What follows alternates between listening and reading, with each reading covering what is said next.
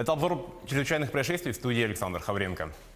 В дежурную часть Мирнинской полиции с заявлением о краже обратилась местная жительница. Женщина сообщила, что из сейфа пропали 18 тысяч рублей.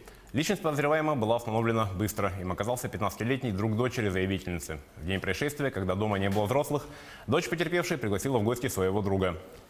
Молодой человек заметил в доме сейф и из любопытства предложил подруге взглянуть на его содержимое. Согласившись, девочка достала ключи и открыла сейф. Увидев, что там хранятся денежные средства, у парня возник преступный умысел. Воспользовавшись тем, что девочка ушла в другую комнату, он незаметно вытащил из пачки денег 18 тысяч рублей и спрятал их в карманах.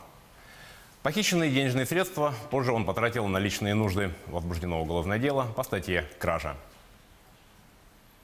Алданские полицейские выявили факт незаконной реализации алкогольной продукции в одном из магазинов города.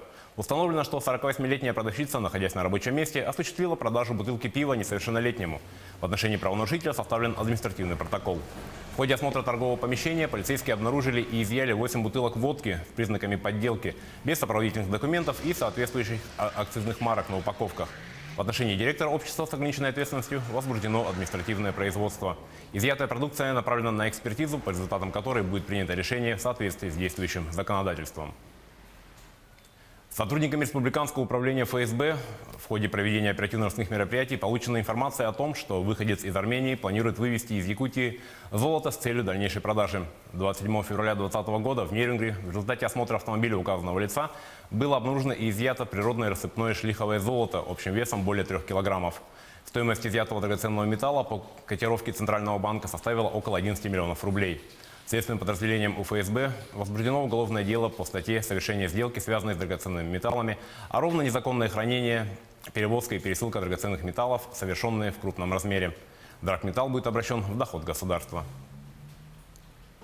Прокуратура Ленского района поддержала гособвинение по уголовному делу в отношении 23-летней местной жительницы. Она признана виновной в совершении преступления оставления в опасности. В суде установлено, что в ноябре 2019 года подсудимая отправилась в гости для распития спиртного, а малолетних детей в возрасте от года до 4 лет оставила без присмотра, а также без достаточных запасов еды и воды, со свободным доступом к электроплите и к незакрепленному металлическому масляному нагревателю, заперев их снаружи на врезной замок. Наступление тяжких последствий предотвращено местным жителем, который обнаружил оставленных матерью детей. В ходе рассмотрения уголовного дела подсудимая вину в совершенном преступлении признала в полном объеме, раскаялась в содеянном. Суд, рассмотрев уголовное дело с учетом позиции гособвинения, назначил женщине наказание в виде штрафа. 3 марта в 22:46 в пожарно-спасательную службу поступило сообщение о возгорании в частной пекарне в селе Кытылджура Хангаласского района. Через 10 минут на место пожара прибыла добровольная пожарная бригада и почти все мужчины, проживающие в селе.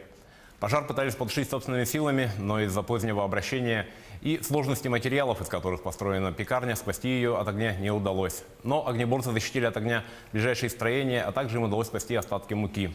Село Кытылджура является отдаленным и труднодоступным населенным пунктом. Сгоревшая пекарня обеспечивала хлебом как само село, так и ближайшие населенные пункты. Причина пожара и ущерб устанавливаются.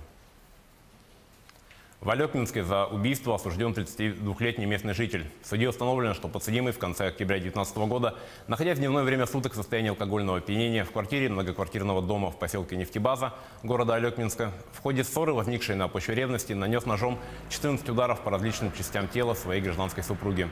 В результате полученных телесных повреждений женщина скончалась на месте происшествия.